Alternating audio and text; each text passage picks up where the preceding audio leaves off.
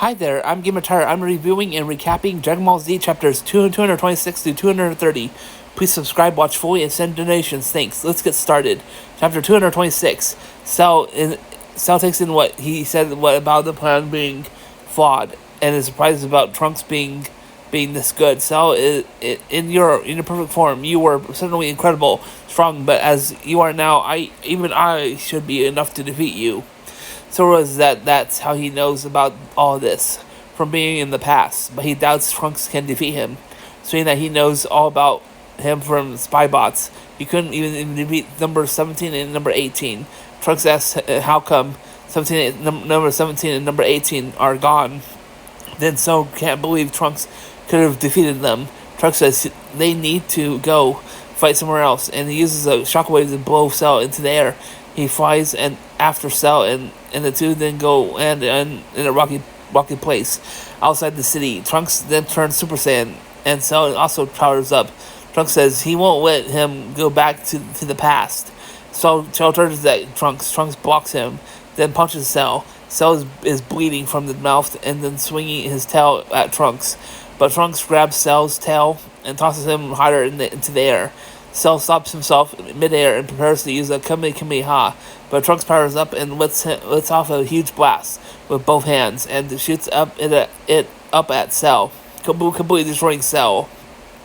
Then Trunks returns home and says it's finally over, thanking Goku and the others. Trunks heads back home and Bulma is glad to see him. Trunks, who has lived through a rough future, and for Bulma and everyone else, at last true peace has come to them, and that peace should stand so long as Trunks is around. I give this chapter a 4.7 out of 5. Chapter 227. Thanks to Son Gohan's father. Father and son. The Earth has been saved from Cell's evil grasp. The people were able to return to their peaceful existence. However, just as they were growing used to the peace, the amount of fools began to increase. That's how humans are. Many years have passed since the battle with Cell. This quiet town is called Satan City. While it's not the truth, Mr. Satan, who was believed to have saved the Earth, resides here, and thus the town's name was changed. Few things, they decide to rob a Satan City bank and start shooting up this place up. Meanwhile, Gohan is flying along on Kintoon towards Satan City. Gohan is now 16 and has been homeschooled up until then. But Chi-Chi set it up so that he could commute to high school in Satan City starting today. Gohan decides to land in the city, saying bye-bye to Kintoon, and realizes he took a little too long to get here. He starts to run down the street and stops when he notices the big robbery. The robbers are having a shootout of the cops, so he takes off his skull bag and transforms into Super Saiyan to hide his identity. He goes over and beats up the bank robbers, catching the bullets they fired at him. Turns over their truck to keep them away from getting away. Before running off himself, he leaves the rest of the cops. Then black hair again. Gohan picks up his skull bag, and a girl with her hair in two ponytails suddenly comes up to him behind him, and wonders who did all that. Gohan says he didn't see. Girl cracks her knuckles, disappointed. She was too late to join in. As Gohan sneaks off, an older gentleman tells the girl, calling her Videl Sama, that it was the Golden Warrior again. He tells of what a great job the Golden Warrior did, and says he was wearing the same skull badge she's wearing, a Will Star badge pinned to her shirt. Gohan had the same, had one on his vest. At Orange Star High School, and class set up more like a college classroom. Will asks a guy with long blonde hair, Sharpener, if he's the Golden Warrior, but Sharpener denies it. One girl wonders if the Golden Warrior is stronger than Videl's papa, but a nerdy kid says there's no way. Videl's papa is the world champion who saved the Earth, Mr. Satan. Then the teacher walks into the classroom and says they have a new student. Gohan comes in and nervously introduces himself, and the blonde girl thinks he's cute, just her type. Videl thinks he looks familiar. Sumner laughs that he's probably the obedience bookworm type. Teacher tells him to have a seat. So Gohan looks around, and the blonde girl calls him over to sit by her. She introduces herself as Ereza, and the girl over here is Videl, and her papa is Mr. Santon. Gohan is shocked. I give this chapter 4.7 out of 5. Chapter 228. Gohan is shocked that she's Mr. Satan's daughter. Ereza says, if not for Videl's papa, none of the world would be alive. Then Videl recognizes him as being at the bank robbery this morning. Ereza asks if the Golden Warrior was there. Gohan asks, who is that? Ereza explains that he's a warrior of justice who appears about 3 times in the past 10 days. He's an incredibly strong boy, and he has golden hair, very famous in this town. Gohan realizes that that's him. Videl says an eyewitness said the Golden Warrior was wearing the school's badge. White shirt, black vest, just like Gohan. The teacher says to get quiet. Summer says Gohan doesn't look like a warrior at all, and he doesn't have blonde hair either. Rosa agrees he looks weak, but all then thinks to herself, remembering that when Papa fought Cell on the video, there was a group of people who could change their hair to gold. But Papa said it was just a lame trick. Reza says Gohan if he commutes, or if he has an apartment in the city. Gohan says he commutes from home, and she asks where he is. It's mostly East 439 district. Reza freaks out since that's over 1,000 kilometers away. The teacher says to be quiet again. She quickly asks how he gets here. It'd be at least 5 hours with a jet flyer. Gohan nervously says that's why it takes him so long. Later on in the gym class, Coach says that they'll be playing baseball today. Sharper asks Gohan if he knows anything about baseball. Gohan says he's never played, but he knows the rules. Sharper says he's a genuine countryman kind of guy. Dell tells Gohan to defend the right. Gohan thinks he'll have to ease up because his mom, everyone said it would cause a fuss if anyone knew who he really was. Sharpner goes up to bat while Videl is the pitcher. She throws the ball. He hits it way out. Gohan is in the outfield, jumps way up in the air to catch it, freaking everyone out. Gohan thinks he'll throw it to third and get an out. He tries softly, but third baseman falls over when he catches it.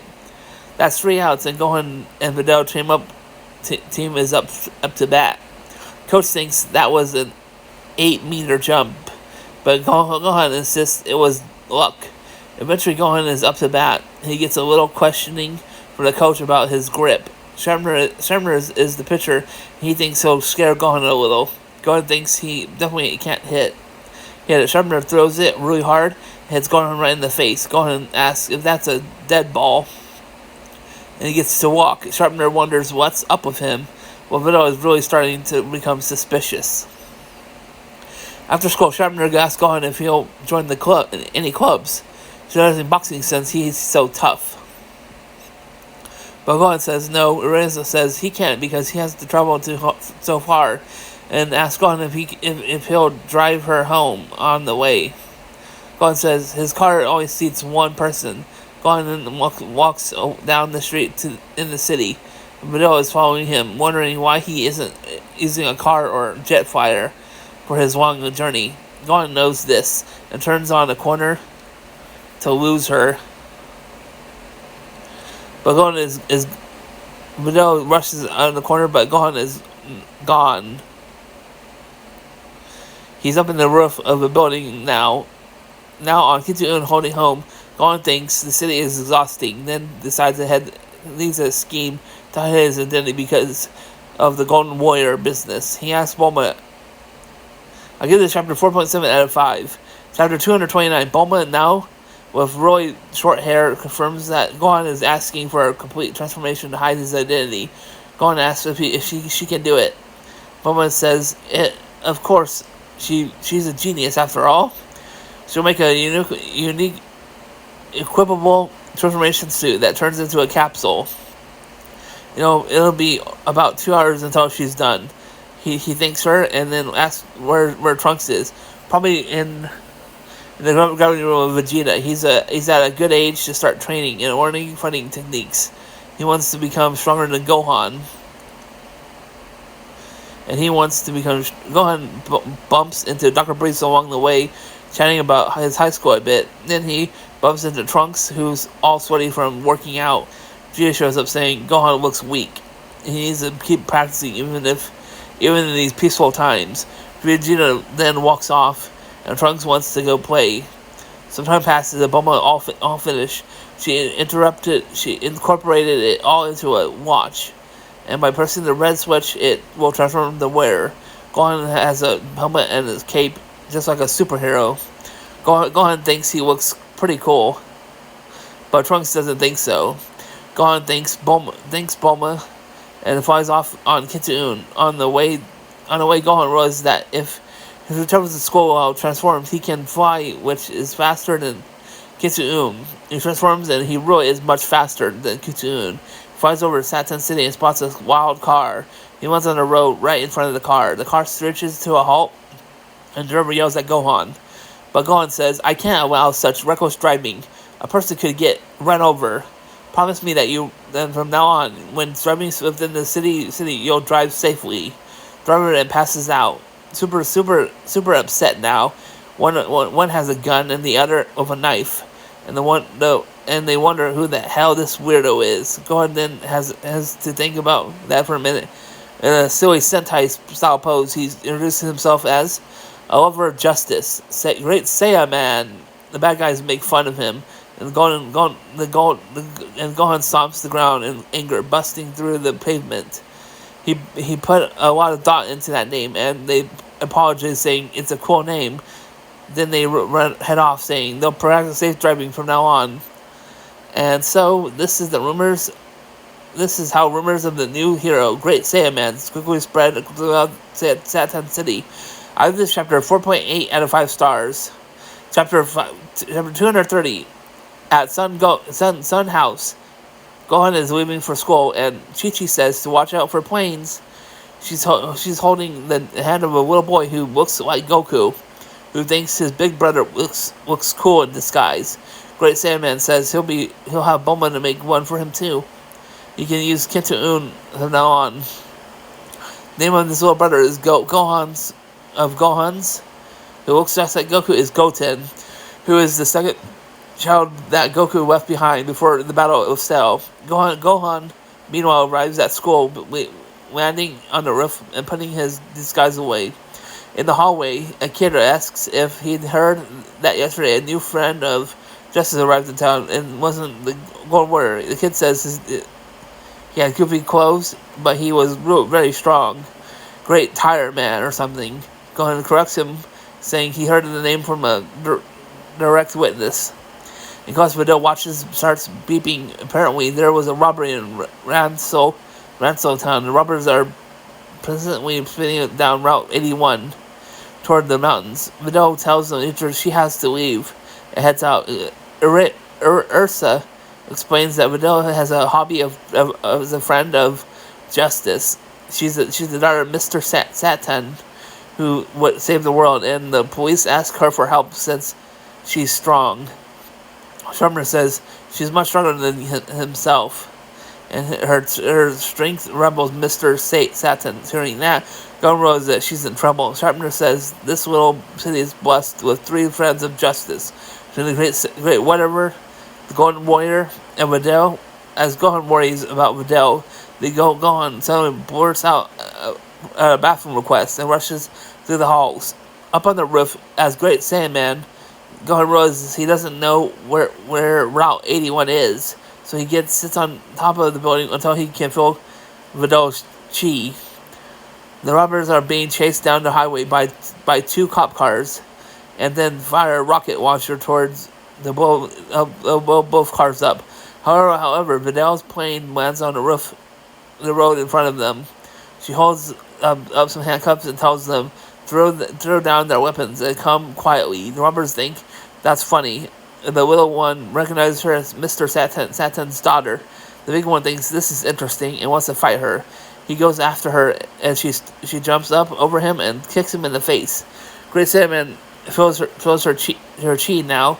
The big one gets up and swings at her, but misses. Vidal gives him a hard uppercut. He gets back up again just as Great Sandman arrives unnoticed. He thinks Vidal really is strong, more so than Mr. Satan. He hits the guy a few more times and he doesn't get up. The little guy then gets mad and pulls out a gun, but Great Sandman steps in and knocks the gun away. Then he crushes the gun, and the guy freaks out, asking who he is. Great Sandman says he'll tell him on the next page. I give this chapter 4.7 out of 5. Please subscribe. Help reach 1,000 plus subscribers. Watching the videos fully helps increase the watch hours, 4,000 plus. And send donations to the Patreon page at Anime Tire Space Tunes, starting at $2 a month. Or you can subscribe on my Twitch channel, Gamer Tire Twitch, at $5.99 a month. Have a blessed day. See you next video visit. Bye for now. Bye.